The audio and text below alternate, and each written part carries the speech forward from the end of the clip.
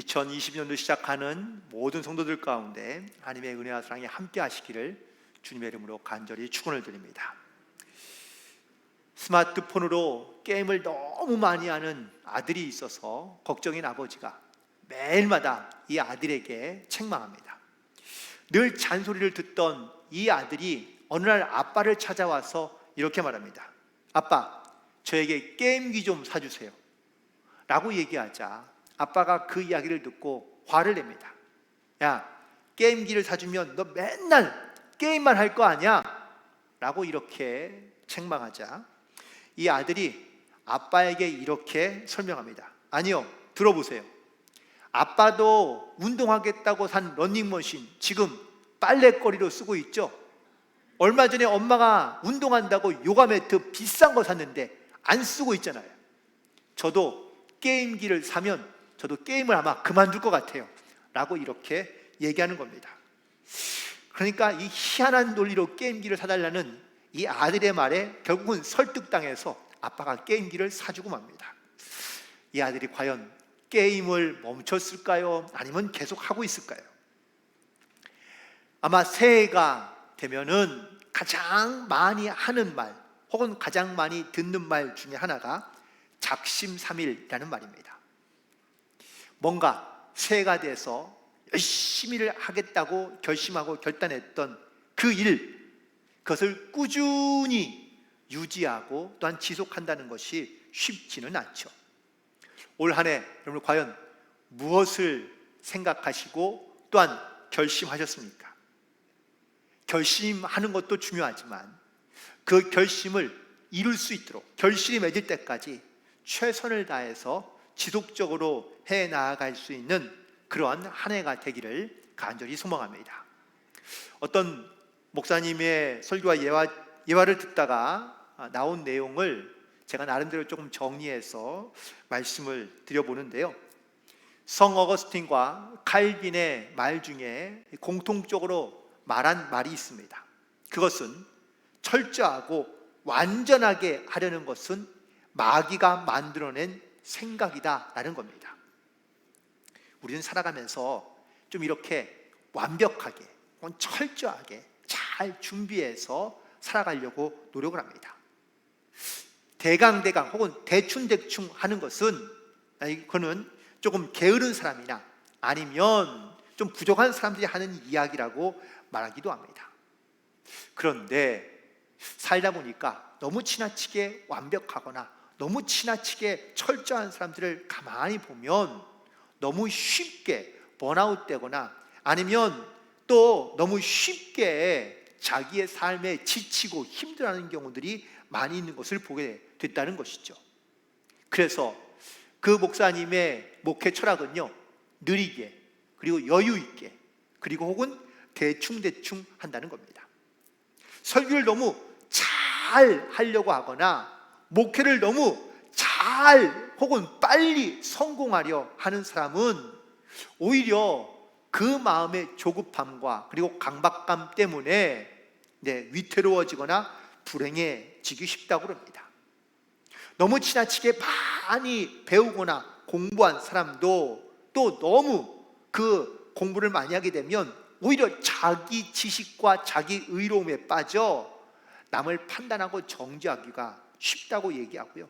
너무 완벽한 사람이나 너무 또한 의인도 역시 주변에 가까운 사람들이 없고 인간관계에 어려움을 겪는 일들이 많이 나타나기 때문에 그래서 대강이라는 이 삶의 이것을 삶의 어떤 길잡이로 삼을 때에 철저하고 완벽하고 빨리 하려는 이 조급함이나 혹은 또 강박감에서 벗어날 수 있게 되지 않을까. 물론 여기에서 게으름을 정당화하거나 또한 그것을 예찬하려 하는 건 아닙니다. 다만 우리가 살아가면서 너무 지나치게 완벽과 철저하게 혹은 빠르게 무언가를 이루려 하는 것을 경계하고 나에게 맡겨진 일들에 대하여 조금은 자유함을 누리며 살 수 있게 하는 그러한 하나의 방법을 말하고 있는 것이지요. 많은 사람들이 앞만 보며 달려가다 보면 자기의 시간 계획표대로 이루어지지 않는 것에 대하여 매우 불편해하거나 혹은 또 매우 힘들어하는 모습들을 많이 볼 수 있습니다. 또 그렇게 살지 않는 다른 사람들, 즉 주변에 조금은 여유 있거나 아니면 천천히 가는 사람들을 게으르다고 책망하는 경우도 있습니다. 우리는 한평생의 시간을 살아가는데 너무 조급하게 빨리 살아갈 필요는 없다라는 것이죠. 왜냐하면 그 인생의 시간 자체도 사실은 나의 것이 아니기 때문에 그렇습니다. 그래서 하나님의 역사, 하나님의 시간에 우리가 살아갈 수 있도록 그저 주어진 시간에 최선을 다하며, 그리고 서툴지 말고 여유 있고 혹은 또 조금은 느리게 가는 것이 훨씬 더 자기의 삶을 적극적으로 살아갈 수 있는 그러한 기회가 되지 않을까. 그래서 마라톤을 뛰는 사람들이 처음에 물론 전략이 있긴 하지만 처음부터 빨리 뛰는 게 목적이 아니고요, 페이스를 잘해서 끝까지 완주하는 것이 그게 바로 지혜로운 사람이라고 말할 수 있습니다. 느림과 여유가 없는 사람들은요, 조급하고 불안해하고 피곤하고 또한 불행한 삶을 산다고 생각하는 경우가 많다는 겁니다. 그런 의미에서 물론 자기의 이런 인생의 철학을 누구에게 강요하는 건 아니지만, 하지만 너무 조급하게 혹은 또 너무 강박감 가운데 살아가는 사람들이 있다면 조금은 여유를 가지고, 그리고 또한 자신의 길을 최선을 다해서 묵묵하게 그렇게 끝까지 나아갈 수 있는 그러한 삶의 여유를 가지고 살아갈 수 있는 그런 한 해가 되시기를 간절히 소망해 봅니다. 2022년도 드디어 새해가 밝았습니다. 올해는 하나님의 은혜를 기억하고 감사하는 마음을 가지고 살아가자는 그런 주제를 가지고 바로 모든 것이 하나님의 은혜입니다 라는 이런 표를 가지고 올 한 해 살아가고자 합니다. 무엇보다 모든 것이 하나님의 은혜라는 이 믿음의 고백은 조금이나마 내 마음 가운데 그 하나님의 은혜를 고백하며 또한 잠시나마 잊고 있거나 잃어버렸던 그 하나님의 은혜를 다시 우리 회복하고, 그리고 믿음으로 주님 앞에 온전히 나아가기를 원하고자 하는 그러한 결단 가운데 살아가기를 간절히 소망해 봅니다. 오늘 특별히 본문에 있는 말씀 속에서 사도 바울은 나의 나된 것이 모두 다 하나님의 은혜라고 고백하고 있습니다. 그는 자기에게 주어진 그 삶의 모든 것들에 대하여 감사하며 살고 있는데, 그가 이렇게 자기를 고백하며 또한 자기를 알게 된 그 은혜의 시작은 과연 무엇인지, 오늘 이 사도 바울의 모습을 통해서 우리의 신앙과 믿음을 돌아보고 또한 새롭게 결단할 수 있는 그런 은혜의 시간이 되기를 간절히 소망합니다. 먼저 자기를 잘 아는 것이 은혜의 시작이고 은혜의 출발이라고 말할 수 있습니다. 첫 번째, 그래서 사도 바울은 자기가 그리스도인이 된 것에 대하여 그는 감사하고 있는 것을 볼 수 있습니다. 사도 바울이 그리스도인이 되기 전에 그가 어떠한 삶을 살았는지 성경에 보니까 그는 오로지 세상 속에서 바쁘고 분주하며 빠르게 무언가를 성취하기 위하여 살아갔던 사람이었다고 말하고 있습니다. 자기의 욕망과 자기의 성공의 성취감을 얻기 위하여 그는 자기가 미워하거나 증오하는 사람들을 감옥에 가두기도 하고요, 또한 그들을 율법적으로 심판하기도 했습니다. 그 일에 자기의 삶에 최선을 다하며 살았던 사람이었습니다. 특별히 그리스도인들을 가장 미워하고 증오하던 이 사울이 오히려 이제는 변하여서 그가 그리스도인이 되었다라는 이 사실이 얼마나 놀라운 사실인지 모릅니다. 그리고 그가 그리스도인으로 된 이것이 바로 그의 은혜의 시작점이었고 또한 출발점이었다는 것을 성경에서는 말씀해 주고 있는데요, 최근에 현대판 바울이라고 불리우는 한 사람이 있습니다. 그는 바로 현재 울산대 법학과 교수인 이정훈 교수인데요. 그는 원래 불교 신자였고 또 출가도 했던 사람이고요. 또 그가 군종으로 있을 때, 군인으로 장교로 있을 때에는 그 군종 승려로 아마 그렇게 군복무를 마친 사람이었다고 합니다. 또 이후에 그는 종자연이라는 종교자유연합회인데요, 그곳에 들어가서 이 기독교를 탄압하고 박해하는 일에 많은 일을 했던 사람이라고 그는 고백하고 있습니다. 이랬던 그가 2007년도에 그가 하나님을 만나게 되고, 그리고 하나님을 자기의 구세주로 영접하고 난 다음에 그는 회심하게 됩니다. 그 이후부터 그는 자기가 갖고 있던 모든 가치관을 다 버리고 이렇게 복음을 전하는 자, 물론 그의 직업인 법학과 교수를 계속하고 있지만 여전히 묵묵히 자기의 자리에서 최선을 다하며 구원받은 자로, 하나님의 은혜를 증거하는 자로 살아가고 있는 것을 볼 수 있습니다. 그의 간증을 여기서 다 나눌 수는 없기 때문에 또 궁금하신 분이나 원하시는 분들은 유튜브나 아니면 다른 곳에서 이정훈 교수를 검색하시고 그의 간증을 들어보시면 좋겠습니다. 그런데 그만 그럴까요? 아닙니다. 오늘 이 자리에 앉아있는 여러분들도 역시 마찬가지입니다. 내가 그리스도인이 되기 전에는 나도 역시 교회나 아니면 믿는 사람들을 핍박하던 사람이었을지 모릅니다. 그런데 이랬던 내가 그리스도인이 되어 하나님의 은혜를 입은 자로 이 땅 가운데 살아가고 있다는 것이, 이것이 바로 우리의 은혜의 출발점이며 시작점이라는 사실인 것이죠. 두 번째, 그 은혜의 시작은 바로 자기를 알고 자기를 지극히 작은 자로 고백하고 있는 바울의 고백입니다. 오늘 본문에 있는 말씀 바로 앞절 9절에 보니까 사도 바울은 이렇게 고백합니다. 나는 사도 중에 가장 작은 자다. 이전에 그가 그리스도인이 되기 전에는 그는 자기보다 큰 사람이 없다고 생각하며 살아갔던 사람입니다. 그런데 예수를 믿고 난 다음부터 그는 자기가 가장 작은 자라는 것을 깨닫고 고백하며 살아갑니다.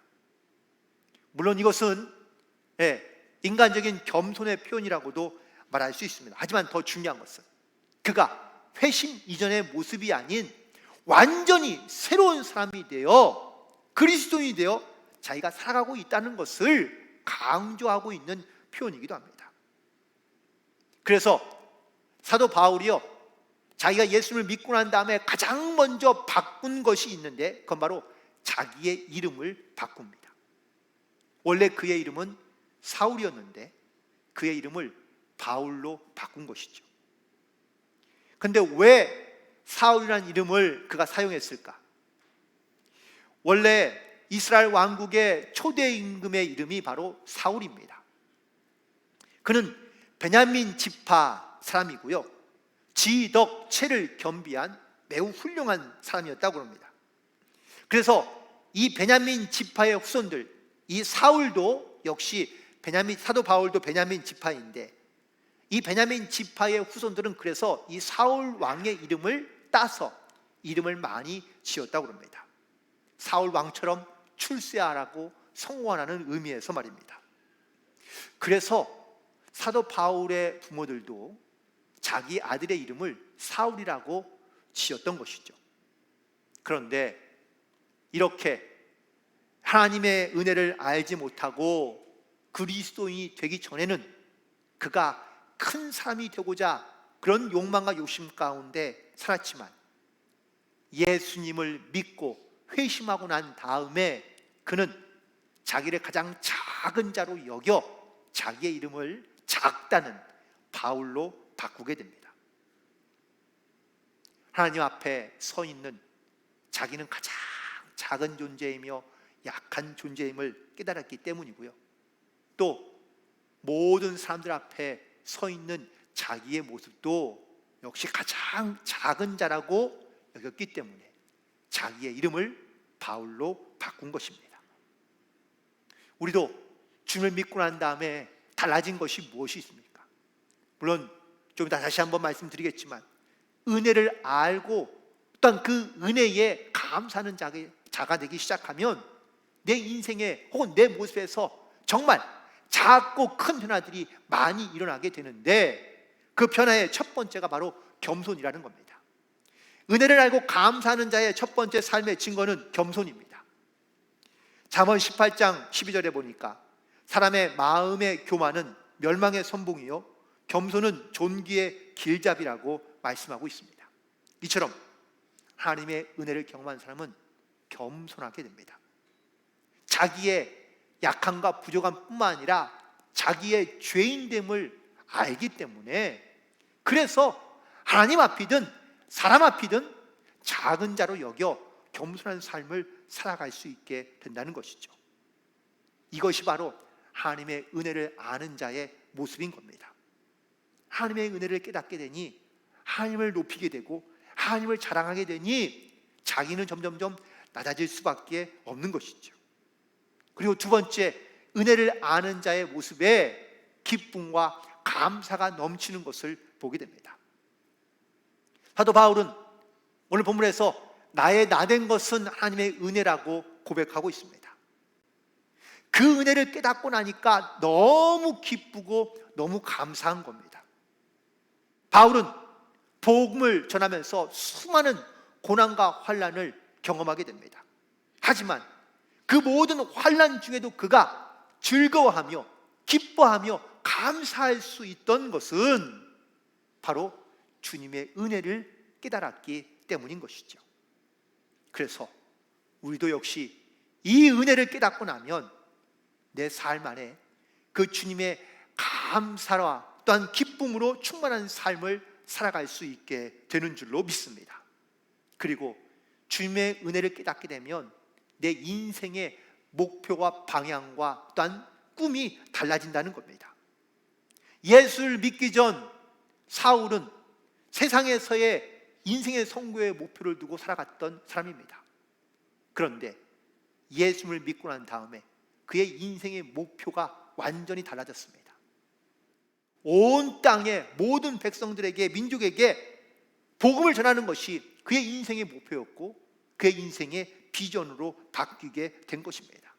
심지어 그는 자기의 생명보다 이 복음을 증거하는 것을 더 소중하게 여길 정도로 그의 인생은 완전히 달라진 삶을 살게 되었다는 사실입니다.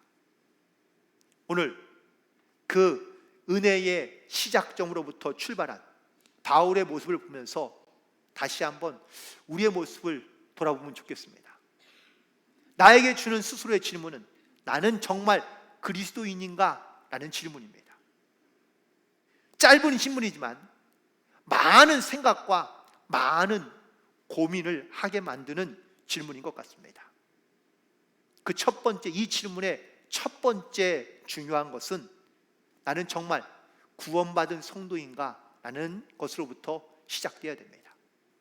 내가 만약 물론 교회도 오래 다니거나 아니면 내가 성경도 많이 읽고 예수님을 안다고 말할지라도 이 구원의 확신이 없다면 내가 정말 그리스도인인가? 라는 이 질문부터 사실 우리는 걸릴 수밖에 없거든요.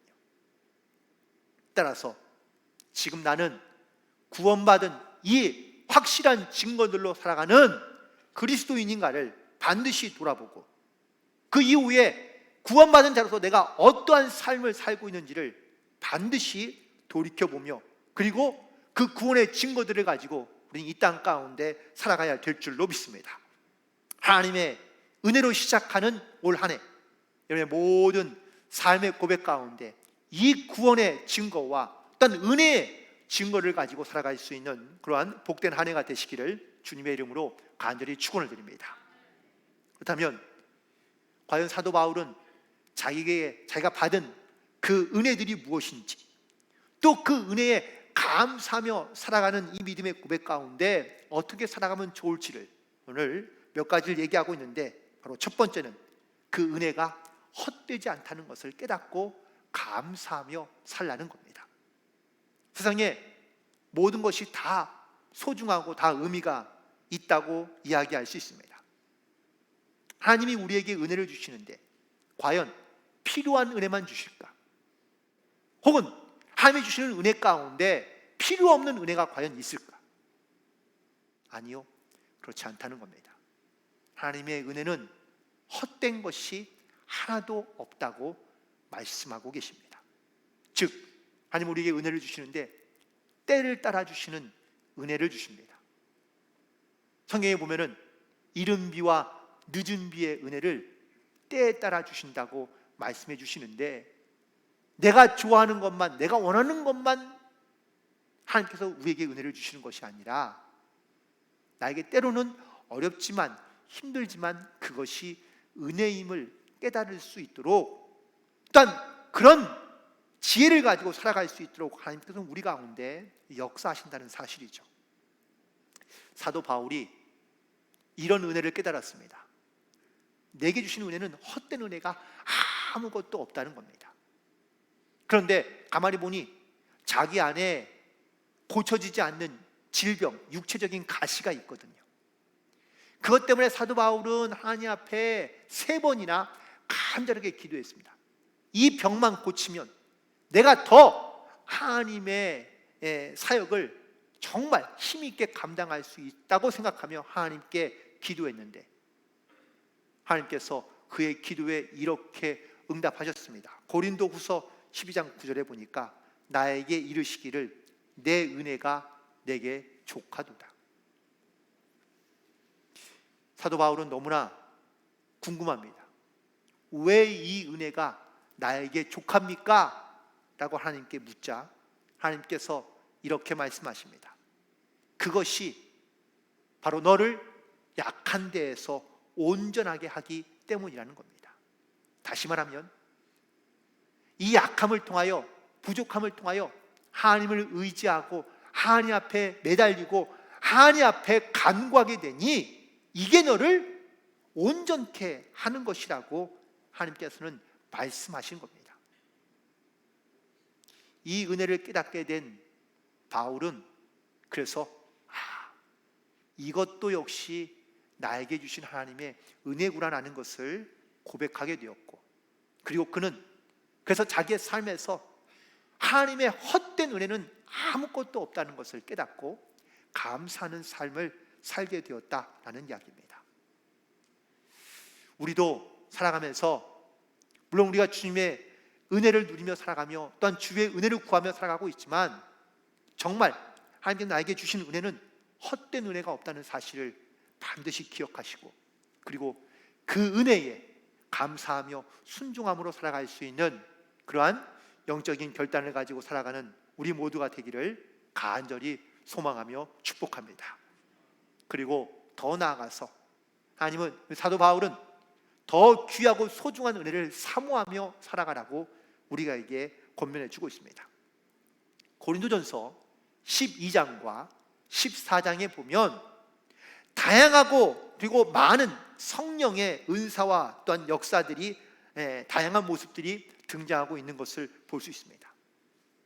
하나님께서 어떤 사람에게는요 은사를 주시는데 말씀과 지혜의 은사를 주시기도 하시고, 어떤 사람에게는 병 고치는 은사를 주시기도 하시고, 어떤 사람이 예언의 은사를, 어떤 사람에게는 영분별의 은사를, 어떤 사람에게는 방언과 통변의 은사 등 아주 다양한 은사들을 주셨는데, 은사를 사모하는 자에게 주시겠다고 말씀하고 있거든요. 고린도전서 12장 31절의 말씀입니다. 너희는 더욱 큰 은사를 사모하라. 내가 가장 좋은 길을 너희에게 보이리라. 그래서 우리는 은혜와 은사를 사모하고, 그리고 하나님의 은사를 받아 그 은사를 또한 주의 뜻 가운데 사용하며 나아갈 수 있는 그러한 또한 모든 성도들이 되시기를 간절히 축복합니다. 그런데 더 중요한 말씀은 14장에 있습니다. 많은 사람들이 은사와 능력을 가지고 또한 그 은사를 구하며 그 은사를 받는 것으로 끝이 아니라 그 은사를 어떻게 사용하느냐가 더 중요한데, 고린도전서 14장 26절에 보면 그런즉 형제들아 어찌할까? 너희가 모일 때에 각각 찬송시도 있으며 가르치는 말씀도 있으며 계시도 있으며 방언도 있으며 통역함도 있나니 모든 것을 덕을 세우기 위하여 하라고 말씀하고 있습니다. 즉 하나님의 덕을 세우고 교회의 덕을 세우는 일에 이 은사와 은혜들을 사용하는 것이 옳은 일이지, 자기의 이름과 또한 세상 사람들에게 인정받기 위하여 능력과 은사를 행하는 것은 옳지 않다고 말씀하고 있는 겁니다. 따라서 더 큰 은사와 은혜를 사모하되 하나님의 덕을 세워 또한 그 덕을 아름답게 증거할 수 있는 그런 은사자로 또한 은혜자로 쓰임받게 되는 저와 여러분이 되기를 간절히 축원을 드립니다. 마지막으로 오늘 본문에 있는 말씀 속에서 하나님의 은혜는 나와 늘 함께 한다고 고백하고 있습니다. 즉 하나님의 은혜는 어디에서 멈추거나 끝나는 것이 아니라 하나님의 은혜는 영원히 멈추지 않으며 늘 우리 가운데 함께 한다는 것을 말씀하고 있습니다. 특별히 하나님은 우리가 깨닫지 못하는 중에도 하나님은 우리의 발걸음을 인도하시고 또한 도우시며 함께 하시는 하나님이신 줄로 믿습니다. 시편 37편 23절에 보니까 여호와께서 사람의 걸음을 정하시고 그 길을 기뻐하신다고 말씀하시고요, 잠언 16장 9절에서는 사람이 마음으로 자기의 길을 계획할지라도 그의 걸음을 인도하시는 것은 하나님이시라고 말씀하고 있습니다. 이처럼 하나님은 우리의 모든 계획 가운데 함께 하시는 하나님, 인도하시는 하나님이 신 줄로 믿습니다. 그래서 이 멈추지 않는 하나님의 은혜를 깨닫고 그 은혜에 우리가 감사하며 순종함으로 살아가야 될 줄로 믿습니다. 혹시 여러분들 보험 다 들고 계시죠? 네, 건강보험 아니면 뭐 생명보험, 뭐 각종 보험들을 많이 들고 계실 텐데 왜 보험들을 들고 계시죠? 내가 어려울 때 혹은 힘들 때에 어떤 사고를 당했을 때에 내가 그것으로 보상받고 혹은 또 보호하기 위해서입니다. 그런데 그 보험이 평생토록 영원토록 유지됩니까? 아니요, 그건 않죠. 정해진 기간이 있어서 그 기간만 보호될 뿐입니다. 우리가 영적으로 이 영적인 구원의 확신, 하나님 나라에 대한 믿음의 확신을 가지고 내가 과연 살고 있으며 그런 보장을 가지고 살고 있는가? 라는 이 질문에 우리는 뭐 확신을 가지고 대답하는 경우도 있지만 사실 그렇지 못하게 살아갈 때도 있습니다. 하나님은 사실 우리에게 이미 벌써 이 구원을 약속해 주시고 또한 모든 믿는 자가 이 구원의 증거들을 가지고 또한 영원한 하나님의 나라의 백성으로 살아갈 수 있다고 말씀해 주시는데 우리는 이 영원한 보장을 믿지 못한 채, 깨닫지 못한 채 여전히 우리는 하나님께 은혜를 구하되 나에게 꼭 필요한 은혜들만 우리가 구하며 살고 있다는 사실입니다. 하나님은 나에게 필요한 은혜만 주시는 것이 아니라 모든 살아가는 동안에 하나님께서 때를 따라 또 우리 가운데 공급해 주시는 분명한 은혜가 있을 줄로 믿습니다. 그 은혜는 멈추거나 끊어지는 것이 아니라 우리 안에 영원토록 함께 하신다고 말씀해 주고 계시는데 이 멈추지 않는 하나님의 은혜를 꼭 깨닫고 그 은혜에 감사함으로 살아갈 수 있는 그런 모든 성도들이 되시기를 간절히 소망하며 축복합니다. 말씀을 정리하면서 올 한 해 하나님의 은혜로 새롭게 시작되었습니다. 그리고 올 한 해를 살아가면서 하나님께서 우리에게 주실 은혜가 무엇인지 기대하며 소망하는 가운데 살아가게 됩니다. 인생은 하나님의 선물이라고 말씀해 주고 있습니다. 이 선물 같은 인생을 살아가며 우리는 너무 지나치게 나의 것에 대하여 자랑할 필요도 없지만 너무 지나치게 낙심할 필요도 없습니다. 꼭 하나님께서 나에게 주실 은혜를 일단 기대하며 소망하는 가운데 그리고 또 그 은혜를 깨닫고 감사함으로 살아갈 수 있게 되기를 간절히 소망합니다. 무엇보다 내가 그리스도인이 되어 내가 구원받은 하나님의 백성으로 살아갈 수 있다는 그 은혜에 먼저 감사할 수 있는 성도들이 되시기를 간절히 소망하며 축복합니다. 그리고 내가 구원받았다는 그 은혜를 깨달았다면 그 받은 은혜에 감사함으로 보답하는 그러한 증거하는 삶을 살아갈 수 있게 되기를 간절히 소망합니다. 나는 여전히 부족하고 혹은 작은 자 같지만 하나님께서 나를 통해 하나님의 뜻을 이루고자 또한 하나님의 덕을 세우고자 우리에게 은혜를 베푸시고 또한 그 은혜에 합당한 하나님의 역사로 우리 가운데 반드시 함께 하시는 줄 믿고, 이 하나님의 은혜는 끊겨지거나 멈추지 않는 영원한 하나님의 은혜임을 믿음으로 고백하며, 나의 자리에서 또한 믿음의 자리에서 하나님의 나라와 주의 뜻을 이루어가며 또한 하나님의 영광을 나타내며 살아갈 수 있는 그런 복된 삶으로, 혹은 성도로서 살아가는 승리하는 한 해가 되시기를 주님의 이름으로 간절히 축원을 드립니다. 잠깐 기도하시겠습니다. 오늘 말씀을 기억하시면서 잠깐 함께 기도하기를 원합니다. 하나님의 은혜로 한 해를 시작합니다. 주의 말씀으로 또한 이 구원의 은혜로 시작하는 이 한 해가 하나님의 뜻 가운데 주의 은혜를 선포하며 증거할 수 있는 복된 한 해가 되게 도우시고 인도하여 주옵소서. 오늘 주신 말씀을 기억